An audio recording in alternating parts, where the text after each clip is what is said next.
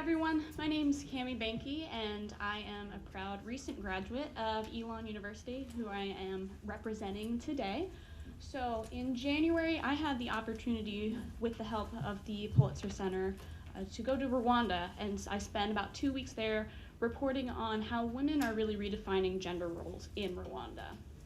So the focus of the story was how the role of women in Rwanda has changed specifically over the last 25 years since the Rwandan genocide. And I was specifically looking at how their role has changed in agriculture, because that is Rwanda's largest employer.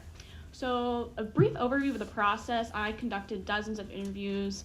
I was really only planning to speak to, I think, 9 or 10 people. I think I spoke to over 20. That's not including the people that weren't on camera. So I did dozens of interviews with women who are business owners of what they call cooperatives or agribusinesses.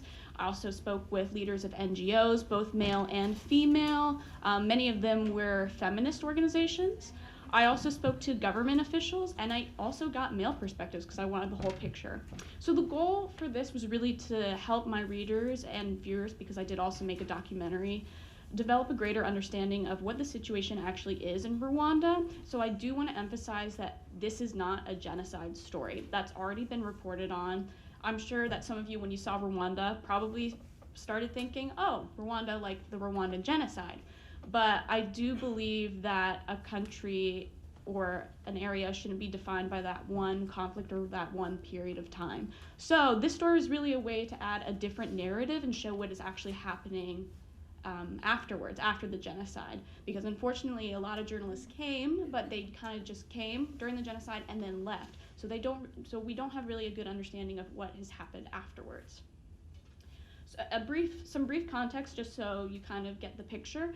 Before 1994, women had very limited access to opportunities outside of the home, whether that be an education or their ability to get a job. And during the Rwandan genocide, most of the victims were men. That's not to say that women weren't victims. They definitely were. And also most of the perpetrators were men. And again, women were also perpetrators. But this actually led to a massive gender imbalance right after the genocide. A lot of the remaining men were either imprisoned because they were perpetrators, or they fled to Uganda or the Congo to seek refuge.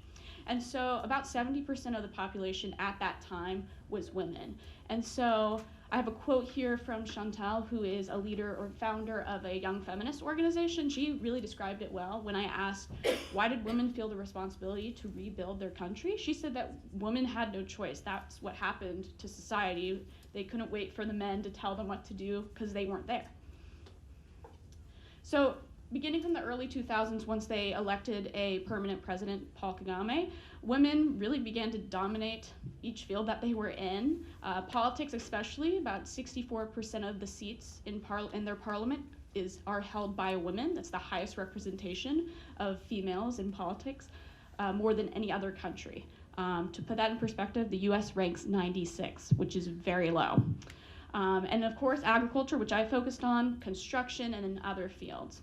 That is not to say that they're not ongoing issues. One of the main ones is media censorship, which I actually didn't have a problem with until about 5 days before I had to leave, which I'll talk more about later on. Also, there are still men that have trouble accepting, like, this is the reality, women are taking over. And of course, gender-based violence is still an issue. About 1 in 3 women in Rwanda are subject or are victims of gender-based violence. And then the big problem that a lot of the women I talked to said was that they don't have a lot of access to farming equipment, especially the heavy machinery, because men think they can't handle that or operate that equipment. So this is where Rwanda is located. It's pretty much right in the heart of Africa, population about 12 million. Its capital is Kigali, which was pretty much home base for me and my fixer.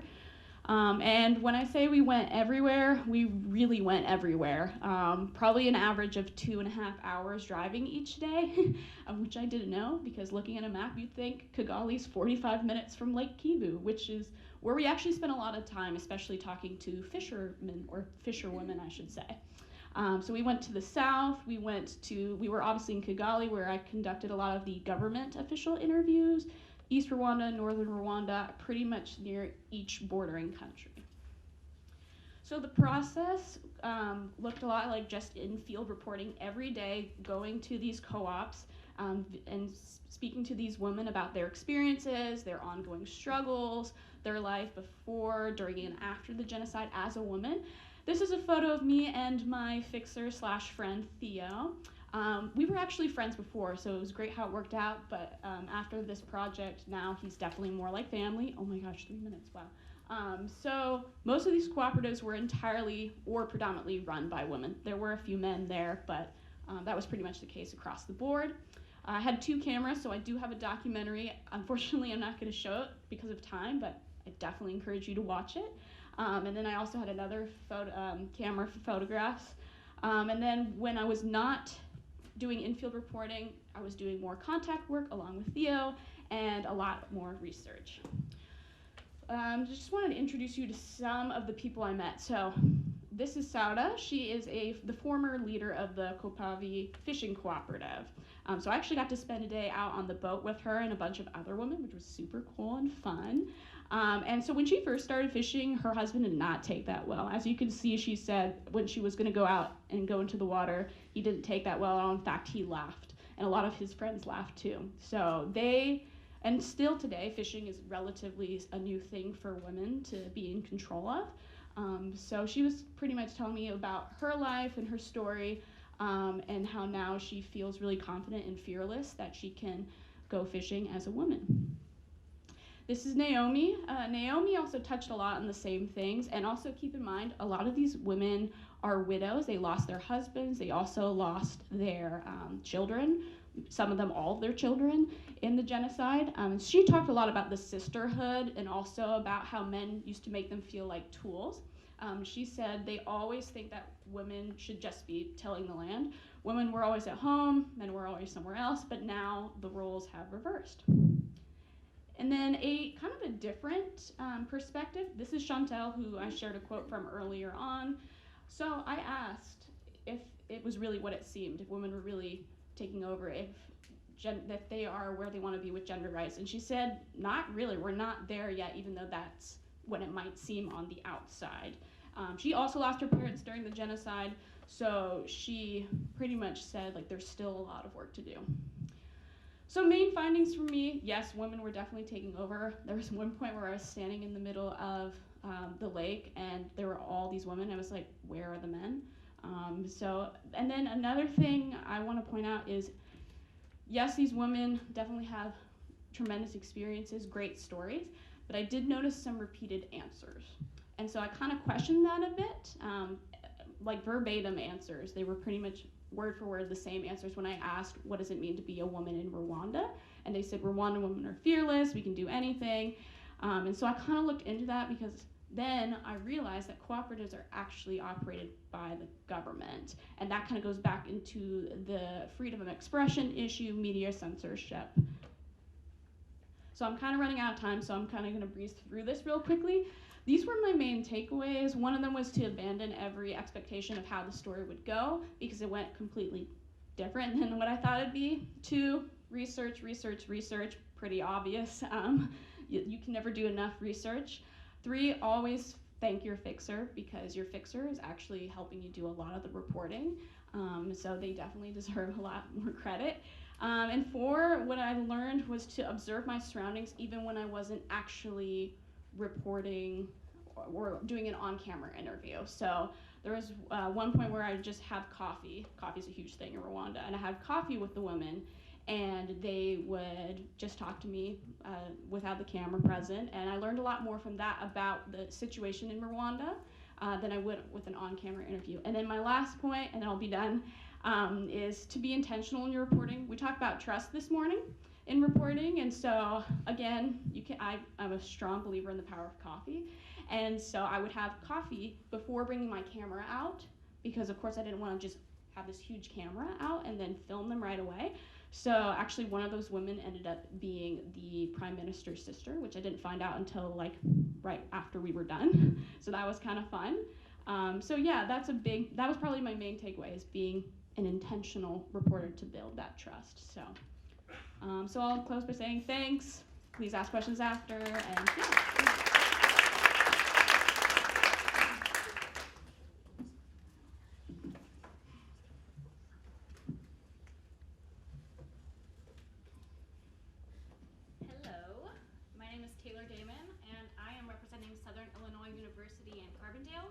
I'm currently pursuing my PhD in political science at Washington University in St. Louis.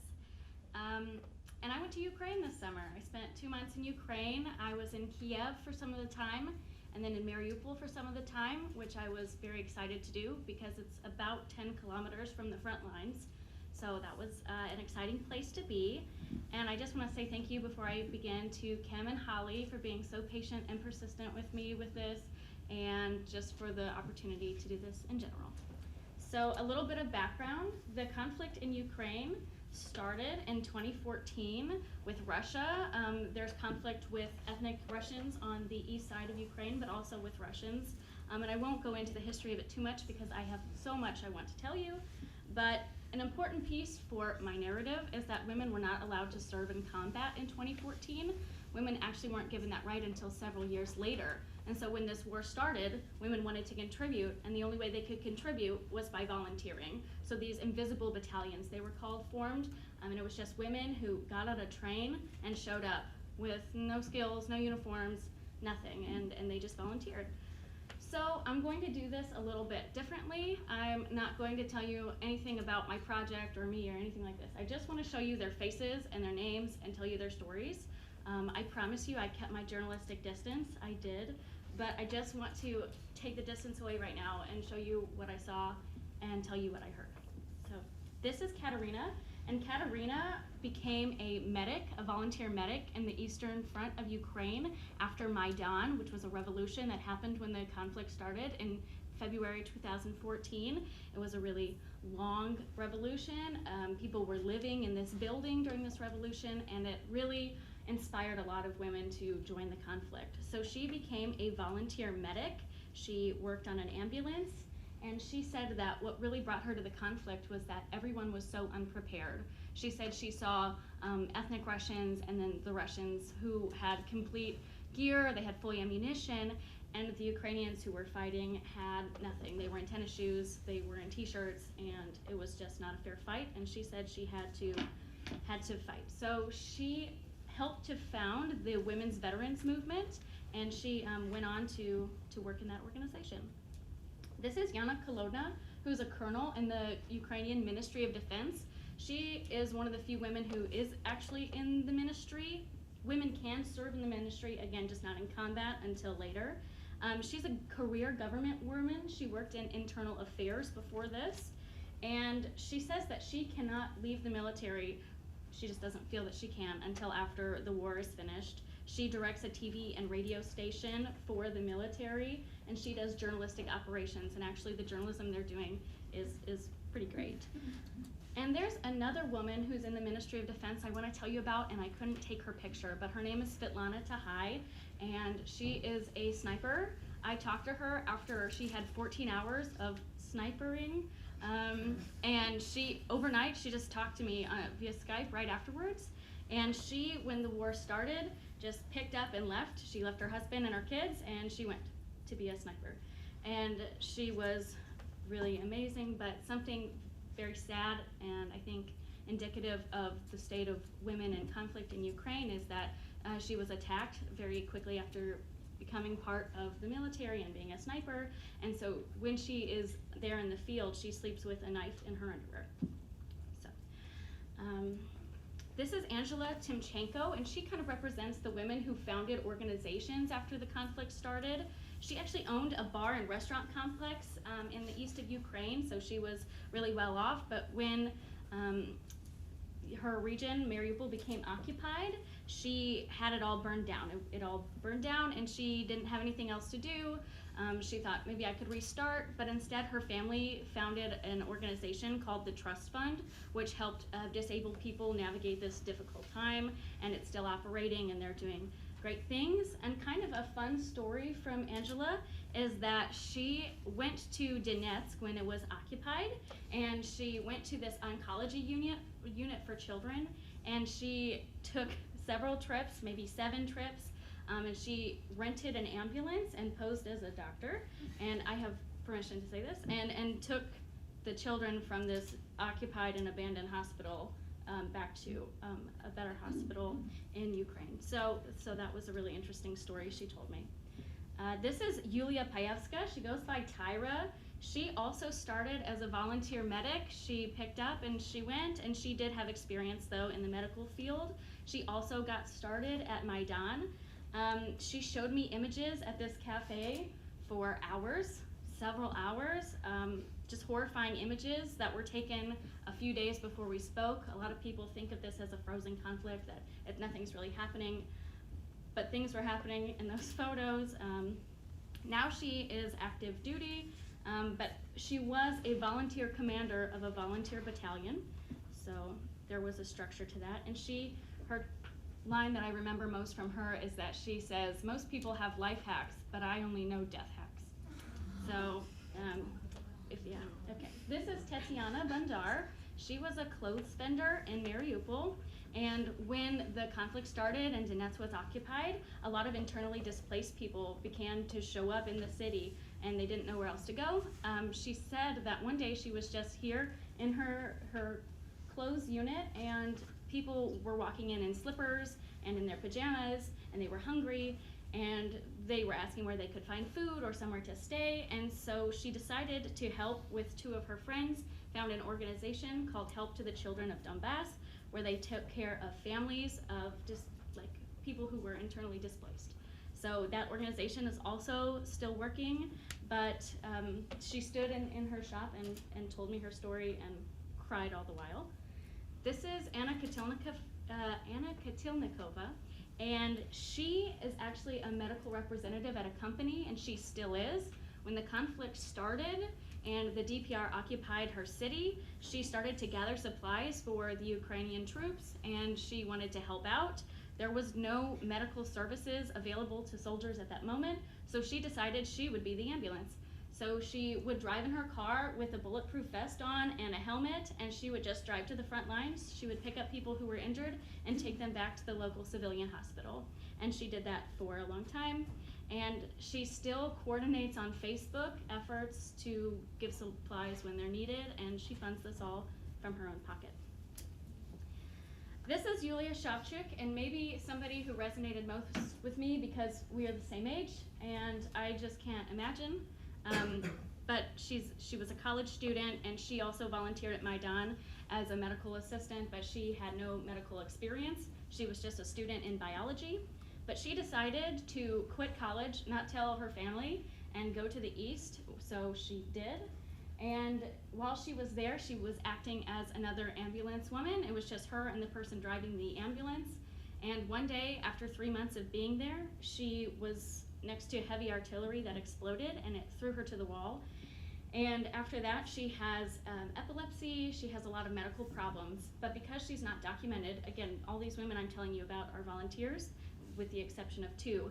And so right now she gets no veterans benefits from the government, so they don't help her with her medicine, they don't pay for these sorts of appointments that she needs, and so she's just one of thousands of women who are volunteers who aren't receiving the benefits they need, which is the article I wrote, Visible Legacies for Invisible Battalions, so that's coming up. But basically, I just wanted to give you guys an opportunity to see the situation in Ukraine. There are so many stories that could come out of this, and I didn't want to pick one, so I just wanted to show you a few of the dozens and dozens of women that I got to talk to, and maybe this gives you a new lens on what's happening in Ukraine. Thanks.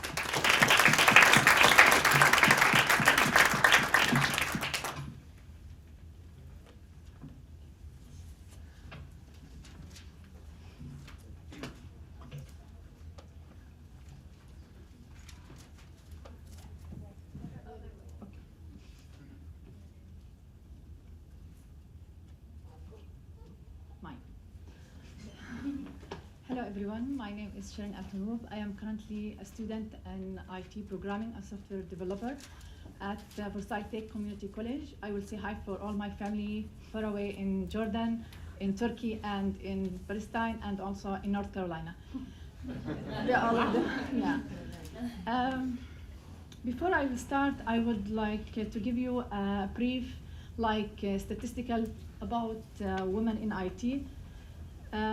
When we celebrate the heroes of technology, as you know, Bill Gates and Steve Jobs will be received the lion's share of the glory, but we have a lot of women that played a significant role in ongoing evolution of computer technology.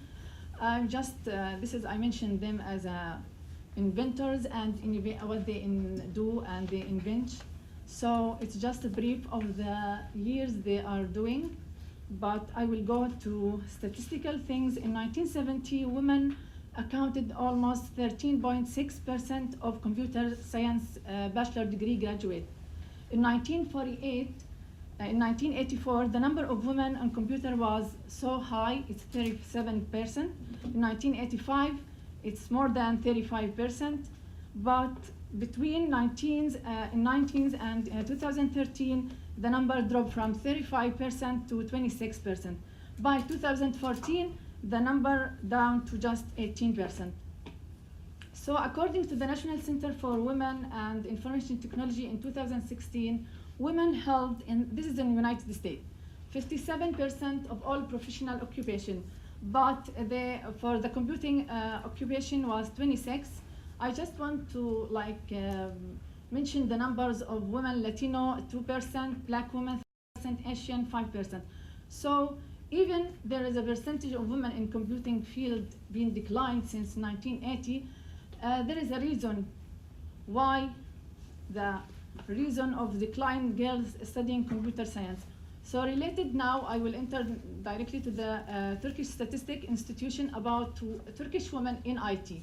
So in 2018, the employment rate of individual between 15 to 64 years of age was 29.8 for women, and for men 65%. So as you see, the number of women compared to men so low. And also women made up just 34.2 of labor force in 2018 in Turkey. From 2016 to 2018, the number dropped from 61,000 to 51,000. But when we compare the number of women in Turkey to the women in the world with the IT sector, there's still the higher number of women involved in the IT sector. Now, what is the reason why the number of the women in IT declined, and still in the field there is no one of a short number of women interesting in the computer field? The statistical things, or they said in the studies 19s and 80s, and according to similar study, that the culture and society affect the participation of Turkish women in IT sector. So it is depend on the parents first, also the society, how they look at the women that involved in the IT sector.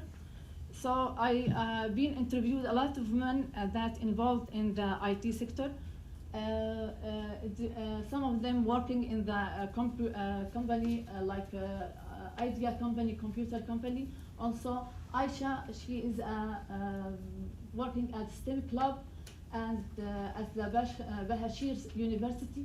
So I want to ask a lot of questions to these women that was in the IT field. So why they want to pursue a career in IT? So each woman has her own perspective to choose a career in IT. For Özlem, she told me that she didn't want to be involved in the IT sector. She was like a product manager, and then they let her enter a project that will involve her in IT sector. And Aisha, she told me she don't have a decision to her career as an IT, but her parents that they decide for her to be pursuing something related to IT. So also I interview another student, her name Nagin Asif, and she is a student at computer engineering. She loves computer. She decided her career. She told me that her dream to come to America and work to Google company, and also she didn't feel bored to do anything related to computer.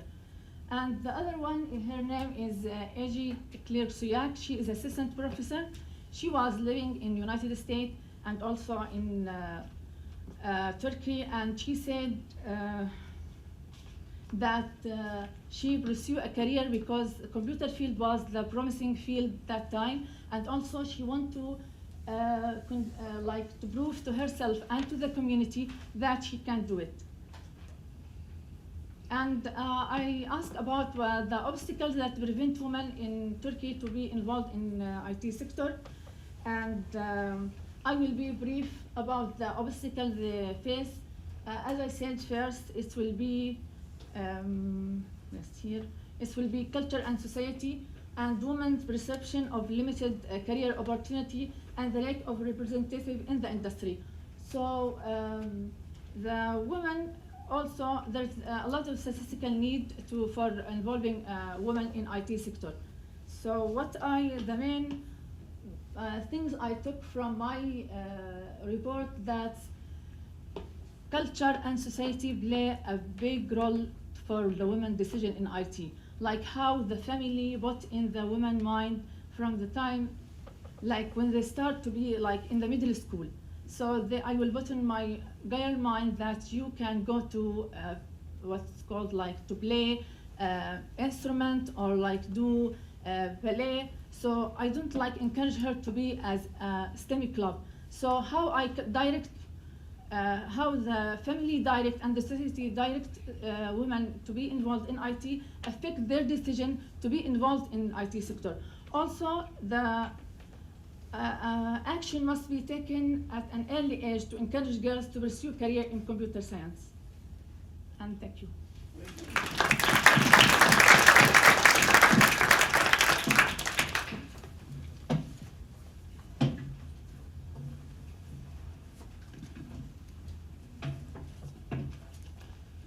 So, hello everyone, my name is Mariana Rivas, and I'm a senior journalism major at TCU. And my topic was about the stateless babies born in Colombia from Venezuelan parents.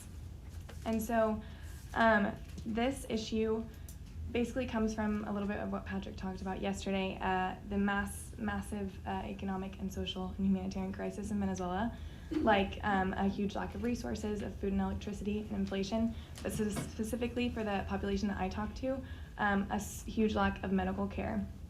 And so these pregnant women would travel to Colombia thousands of miles to get an appropriate prenatal care, and they would give birth to these children and come to find that they wouldn't have access to Venezuelan citizenship because there were close diplomatic ties between the two countries, and then they wouldn't have access to Colombian citizenship either because it's one of the few countries in the region that doesn't offer birthright citizenship.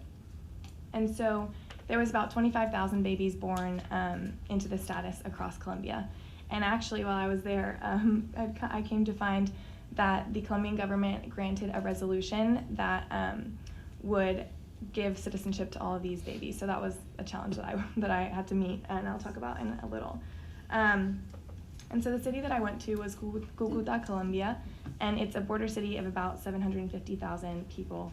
And so it's an estimated that 40,000 Venezuelans travel through the border daily, and so it's a community that has been like marked by this massive, overwhelming population of Venezuelans. And so I also came to learn about the history that Colombia and Venezuela have had a very long and complex history of like switching between which country is more economically successful and traveling to that. So a lot of Colombia's response in response to this crisis is because of that history.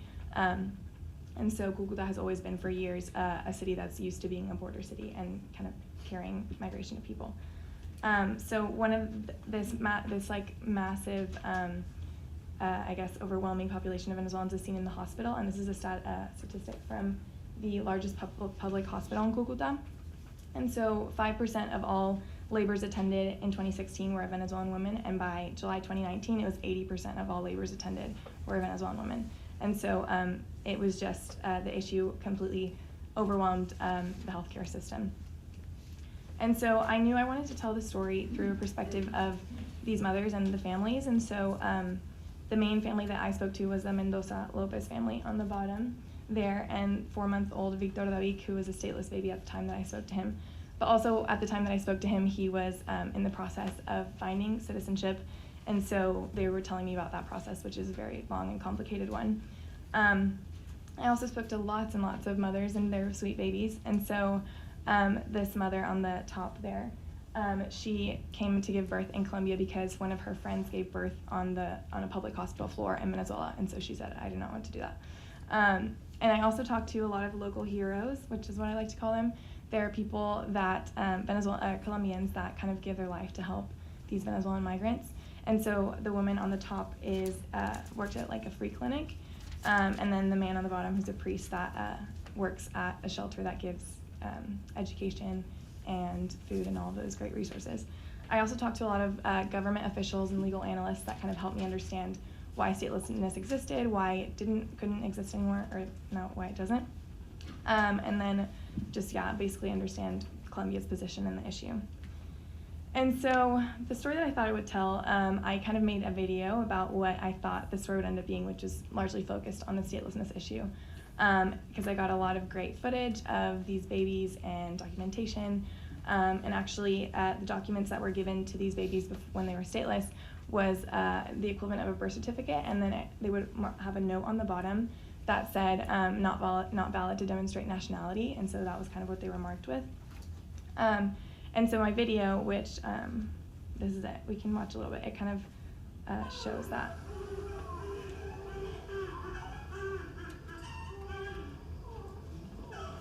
The cries of the newest generations of Colombians fill the halls of the Erasmo Males Hospital in Cúcuta, Colombia. A population that just a month ago was stateless now has a nationality to their name. On August 5th, the Colombian government announced that it would grant citizenship to an approximate 24,000 stateless babies born to Venezuelan refugee parents. The president of Colombia, Iván Duque, said that it was Colombia's duty to ensure the rights of children. Colombia has received the brunt of the Venezuelan crisis over the years, with the largest number of Venezuelan migrants and ones that typically come from low socioeconomic backgrounds. But the worry here was that each time, the victims of the crisis were getting younger and younger. Before August 5th, Venezuelan parents found it impossible to give their children citizenship.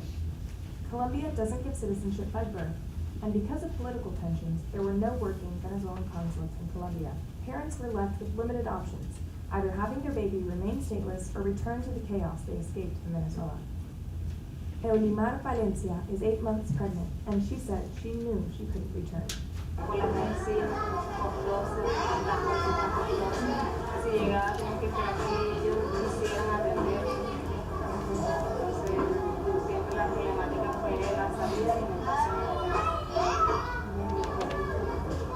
So many stayed. So I guess that just kind of shows a little bit of a general picture of what I thought the story would be. But I knew in my article I wanted to kind of have kind of a bigger story because I knew this problem was much greater than the statelessness issue. I found that this organization was probably the hardest part out of everything. I had to quickly adapt to my reporting midway through when the resolution came out. And so after a lot of long and hard conversations with my aunt, who's a photographer that helped me and accompanied me on the trip, and with my professors at school, I kind of settled on one word to describe this story, and it was beginnings. And so not in kind of the cliche way that you come to a new place and everything's perfect, and actually the way that you come to this new place and the reality is actually probably equally as bad, or in some cases even worse.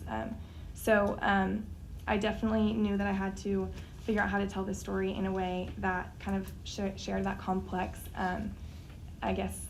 dynamic of families, and to express that these babies do represent a new beginning and something that they're starting out this new life with Colombian citizenship, but that means that doesn't mean that they're going to have struggles or anything along the way. So a lot of times these families don't have access to food, the parents don't have employment, and so they a lot of times don't have the resources that they need. So with that, I just wanted to say thank you to the Pulitzer Center and all of you for listening. It was an incredible experience, so thank you guys.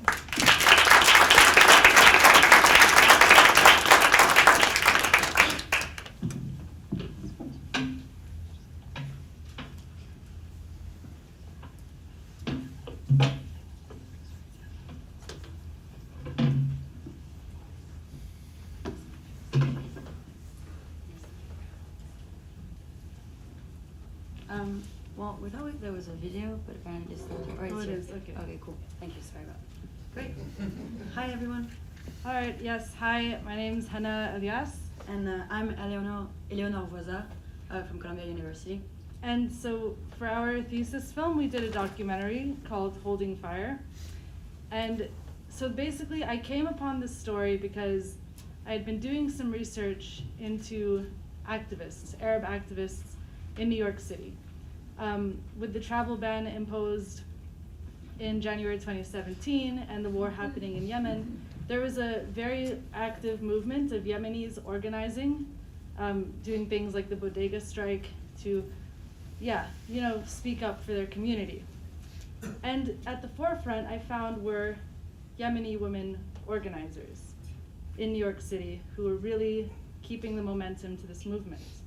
And as I spoke to them, I got to know quite a few and did more research, even with women who weren't in New York. I was pointed to a woman named Sumaya El-Bromeim. And so our film is the story of this woman, and we'll show you the Next address, 316.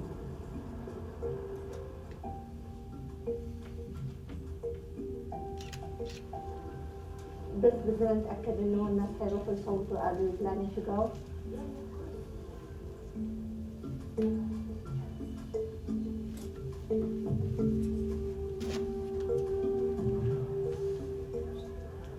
What's happening in the White House is not going to change until we make the change locally.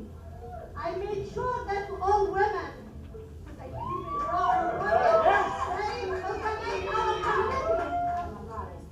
those women who hung in the campaign, they felt exactly what it means to be a Muslim immigrant. انت كمرأة عربية او مسلمة، هل انتم بتحسوا ان انتم آمنين في الكوميونتي؟ I want to make an appointment for one of my women. She want to bring her son from Yemen.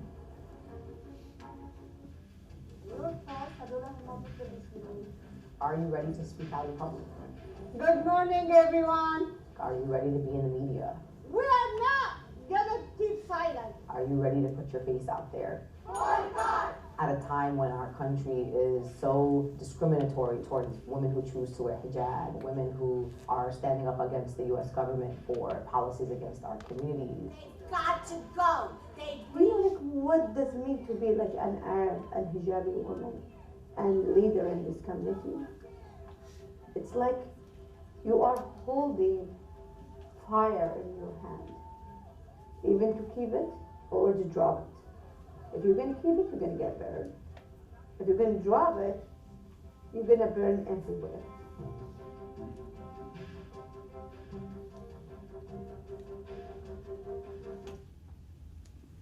Thank you. So as you saw, our film photos the making of this activist, Sumaya El-Bromeim, who is one of a new generation of Muslim women activists who's fighting Islamophobia head-on, but also expanding beyond the restrictions placed on her by sometimes a conservative community. So we met her, she was a community organizer, helping immigrant women, often from the Middle East, settle in the United States, and taking cases such as like problems related to Islamophobia, domestic violence, and the travel ban. And then she kind of went into a crossroads of her life.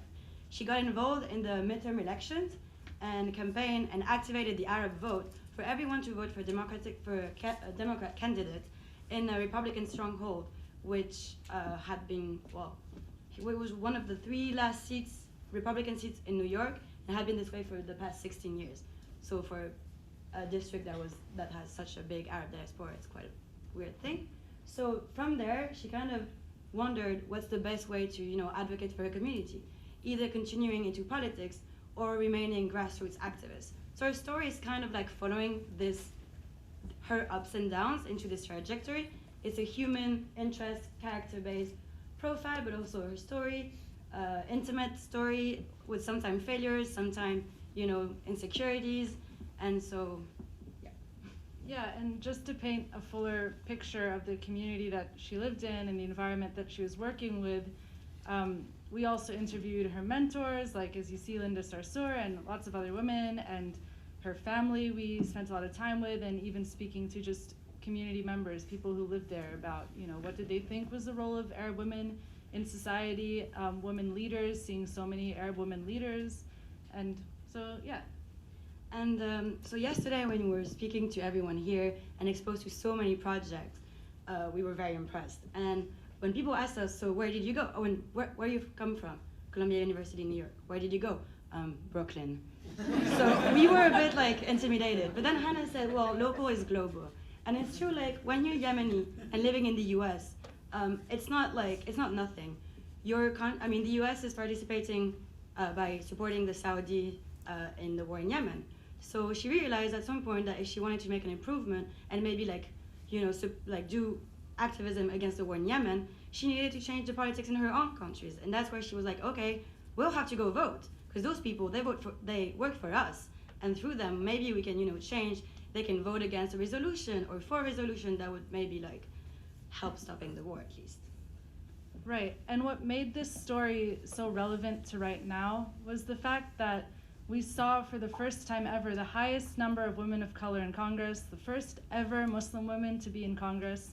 And for a lot of these women, they came out of grassroots campaigns and activism and turned to politics. And Samaya is someone who starts locally, and she's working at a grassroots level and has these ambitions. So we get to kind of rewind and look at what are the initial kind of steps that a Muslim Arab woman activist is going to have to take in order to see herself as maybe a political leader. In terms of challenges, we had many doubts.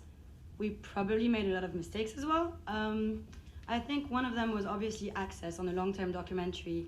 You're in someone's face all the time, and especially an activist. We talked about this during this weekend, how to go beyond the PR message, how to go in the intimacy, especially for Yemeni community. They're kind of private. They don't really want to see you in their family life. And also we had to kind of negotiate the cultural aspects. Like even though Samaya, compared to a lot of Yemeni women, accepted to be filmed, well, there were a couple of stuff that she wasn't super keen on being filmed. So it was a constant respecting the boundaries and also trying to get stuff that we needed. Yeah, and I think that naturally flows into one of the biggest takeaways was we're making a film, right? So we have this huge process and so much that we have to manage, but also we're establishing a relationship with somebody, the person that we're filming, and as people who are outsiders to this community, trying to maintain that trust and build that relationship while also meeting the needs of a film to make a nice film, yeah. I think that's it. Thank you very much for listening. Thank you for the opportunity. Thank you for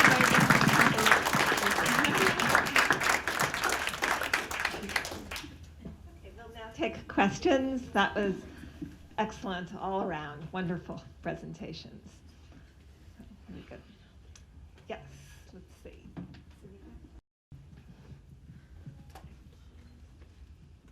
Hi, this is Samita Sane from the University of Pennsylvania, and I have a quick question for Cammie, if you don't mind. So one, I know you kind of started mentioning the censorship that you were facing, and you mentioned that all women started answering the same thing. So I was kind of wondering what the resolution of that was, and what you kind of how you dealt with it, what you found. And then my other question is, I don't know if this played a factor in your reporting, but I know for me, I also had a topic that centered a lot on a women's issue, and a lot of the people that I talked to going into my project kind of told me that I had to make sure to go with a female fixer, and that I definitely a male fixer wasn't even in the question. So I noticed that you had, I think Theo you said, so just did that play into gender dynamics at all, and kind of any reflections? Well, first of all, thank you for both your questions, but I'm really glad that you mentioned the censorship thing. I was getting nervous about time, and I wanted to go deeper into that. So with the censorship issue, what I was trying to explain further was, so these women, there were a lot of questions that I asked. I pretty much asked almost the same questions, but for each person, especially the women, but of course asked follow-up questions. And so one of those questions, as I mentioned, was, what do you think it means to be a woman, or what does it mean to you to be a woman in Rwanda today? And so the first woman said, Rwandan women are fearless, we could do anything. I was like, great. Second woman said the same thing, pretty much word for word. Third woman said the same thing, and so on and so forth. I did, of course, get different answers, so I definitely had a variety of answers, but there was a point where there was just a stretch of the same answers. And so I kind of turned to Theo for advice for that. And so then he kind of explained how these cooperatives, they're registered under as government agencies. Even we tried to get access to that list to find more cooperatives, and there were so many holes we had to jump through, and they kind of, I don't want to say that they were pushing us away, but they were definitely making it harder for us to access that information, us really meaning like me. And so I was really conflicted because on the one hand, yes, it's pretty obvious that women are making strides, and the government has, it seems, made efforts to promote and protect women's rights. But on the other hand, it is a country that's classified as a dictatorship, where media censorship is a real thing. So my issue was that I actually had to get my presence there as a journalist approved. However, I kind of like got away with it, and it only happened 5 days before I left, and so I ended up actually having to pay. I remember emailing Cammie about this, being like, is this ethical as a journalist to pay money for the government to basically protect my information? I ended up doing it because the equipment I have is the universities, and it's not cheap. So, but if I had not done that, I could have risked having my equipment confiscated. Thankfully, that did not happen. That was really the only issue I ran into. But it's, again, still conflicted because, yes, it's a dictatorship, but also women's rights are still being promoted. So it's just kind of an interesting mix and a really interesting paradox. And your second question was about Theo. So because it did help that I knew Theo beforehand. He was actually a student and took a gap year at my high school before doing undergrad. And so, of course, my parents were really happy when they knew that I was going to be with someone that we knew and trusted. But I did think maybe I should have had a female fixer, and that might have made things a little bit better, and I could be more open about, asking, like, why do you think these answers are being repeated? But then again, these women might actually really feel that way. I can't decide that, and it seemed like they really did feel that they were making progress. But I didn't really struggle at all with having a male fixer because he's really down to earth. He's like the nicest human being. So yeah, it wasn't too much of a problem. Okay, more questions? Hi, I'm Audrey Fromson. I go to University of Chicago. And this question is really for anybody who would like to answer who this applies to. A lot of you worked with either like someone in your family who was a photographer, or you worked in teams to make documentaries. And as you all acknowledge, like that equipment is very much different than a single journalist going around with like a recorder that they might have in their pocket, or they might, they're obviously going to tell the person they're interviewing, but it's just like a different presence. And I was wondering how you navigated that and building trust, and especially like if you were working with a crew or a team that might not have been like the primary interviewer, like how you were able to build that trust. I will start. For me, there's a big challenge for me even to attend the interview with the women. So I felt like I tried like 2 months before, like 1 month before I go to Turkey to establish appointment with the university, with the women over there, but was so difficult. So I said, okay, when I reach there, I will start from the first day. So when I reached to the area over there, I try also call the university. Unfortunately, I came during the summer and they have summer semester, so they are busy with their schedule. So I plan like to first go through the process by just attend the place. So they was concerned about my project at the beginning because I came from United States. I think something related to the policy between United States and America. United States and Turkey. So I try to build trust with them that I'm a student doing journalist about something. I choose this country and I'm doing something about my field. And I give them a trust by let them know that this is the question that I will be asked.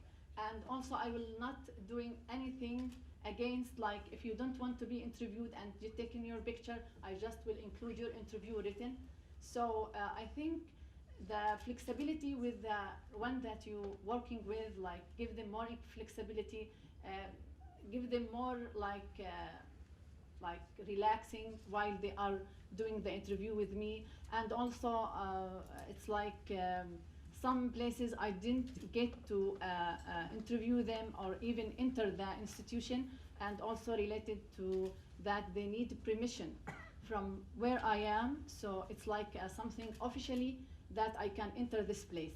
So I couldn't do it because it is a government institute, some of them, you know, so it's like sometimes there is a challenge. You can work with people easier than the government institution, yeah. I can also answer. My aunt was a photographer and she's been doing it for years.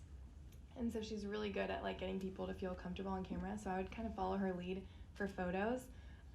But for videos, I think that I'm like not a broadcast person. So for me personally, it was hard to like get that camera out immediately, you know? So I would always kind of try and talk to them first and make sure they were comfortable talking to me.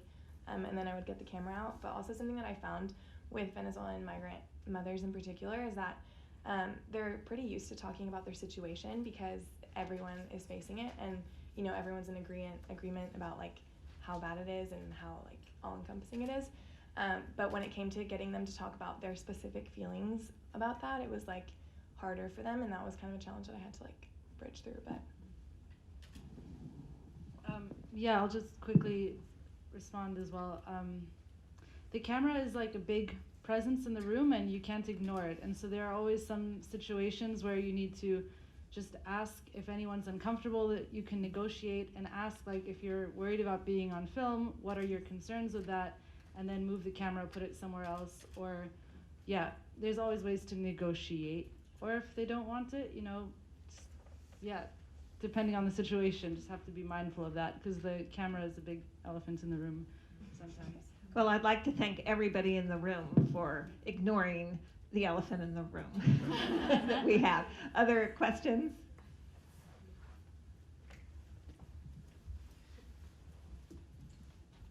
Hi, I'm Kayla. I just want to comment real quick that I think it's so cool that you guys went to Bay Ridge and were able to connect like what's happening in this small community in New York is what the policies that come out of there affect everybody in the world, including Yemenis or Palestinians. I think that's really dope. And I'm from Brooklyn, so like that's dope. And so I have a question for you, Mariana, because you know you went to Venezuela and you talked to people, the women over there. And so regarding what's all that's going on with the medicine, did you see that if there was any awareness amongst like the Venezuelan migrants coming to Colombia about, you know, these sanctions or what is now the full-on embargo that has like estimated costing Venezuela $6 billion and 40,000 lives, and if people ever spoke about that there? So I didn't ask them specifically about that, and I found that oftentimes like people didn't know why things were happening. They kind of blamed it on bigger forces like, you know, just the government, you know, the economy. They didn't really know specifics of why it was happening. I kind of found they weren't really aware of like large-scale current events, or they didn't want to talk about it. So yeah, if that answers your question. Okay, I think we can take one more question.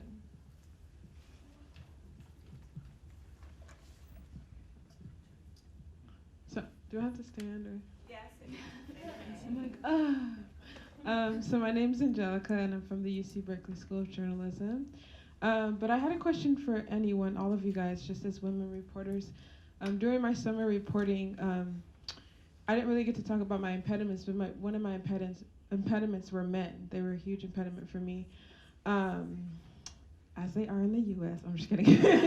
But yeah, if you guys had any trouble with that, like reporting and any impediments with men on any level, so. Yes. At one point, sorry. Could you say more about what, just so I understand the question, like what was it? Oh, for me personally? Okay, maybe you can repeat the question because you all have the mics. She asked if men were impediments to us at all, or, right? Okay. Yes, at one point I was interviewing the colonel, Yana, and that's a very high rank, it's a prestigious position, and she was the superior of this young captain who kept inserting his opinion while she was talking about women's experiences.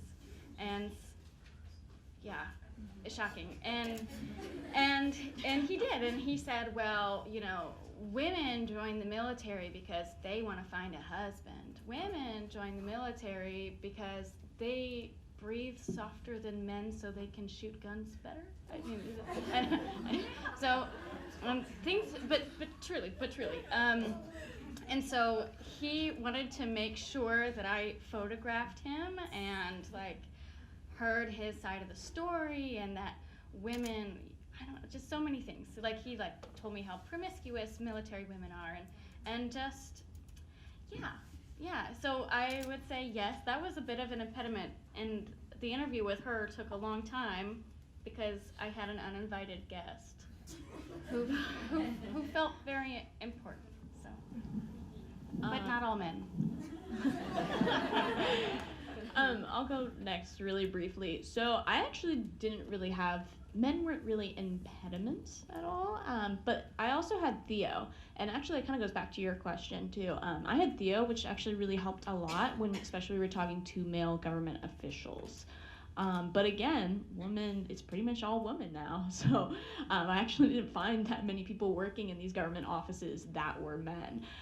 The only time where maybe men were being annoying or being an impediment was just one cooperative that I visited. It was a coffee cooperative, and it was one where both men and women had a leadership position. So I think the male was the vice president, the female was the president of the cooperative, and he did kind of commandeer like that conversation, and I very much noticed. So he kind of told me afterwards too, like, I'm still getting used to women really taking over this industry, but then he closed by saying that women were more powerful than men. So I was kind of confused by his answer, but that was really the only time for me. Other than that, men were fine.